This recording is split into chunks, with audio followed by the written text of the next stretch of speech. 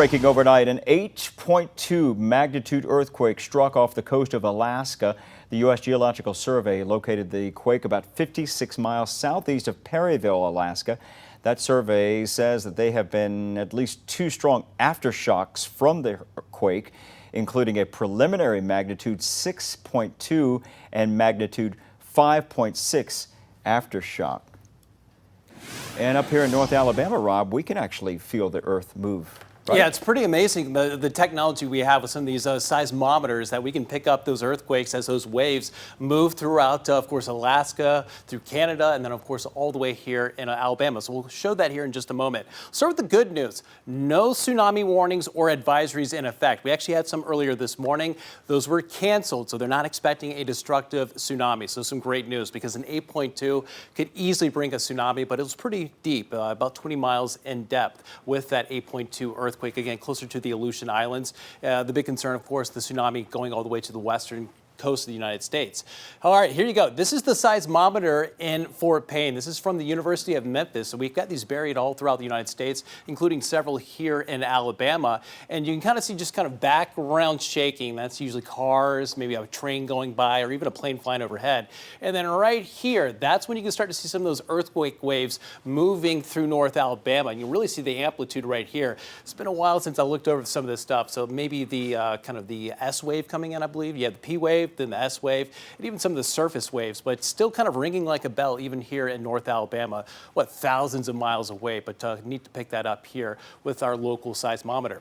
Heat advisory, again, that's the big story once again today. Limit your time outdoors. Could see some of those heat index values approaching 110 today, tomorrow, and Saturday. And we're coming up on the sunrise, less than 10 minutes away from the official sunrise for your Thursday. You can see some of the fog kind of sitting right over top of Lake Guntersville. That lifts and then finally erodes to clear skies. And yeah, it's going to be hazy and smoky once again. Still seeing a lot of that smoke from the western wildfires and even some from out of Canada. On the way 31 Storm Tracker Early Warning Radar Network, we are dry, and we should stay dry all the way through midnight tonight. There is a chance, though, that we could see a few pop-up showers overnight tonight and into your Friday and Saturday, but by far the best chances come on Sunday. What I'm talking about, I'm kind of keeping a close eye on this area right here. This is kind of a collapsing big thunderstorm complex that brought severe weather to the Great Lakes region yesterday and last night, but kind of the leftover remnant boundary from that, along with a cold front, that could maybe spark a few showers and storms by tomorrow. And there you go. That's a look at that western wildfire smoke. If you look close enough, you can actually see those clouds and even some of that smoke kind of turning clockwise with the high off to our west. And since we're on the east side of that high, all that smoke is getting pushed south. Again, clockwise flow. So look at all that smoke dropping in late last night as the sun was going down on the GO 16 satellite. And we're going to continue to see some of that wildfire smoke through today. So along with the heat, the UV, we're concerned about air quality, and that continues into your Friday afternoon.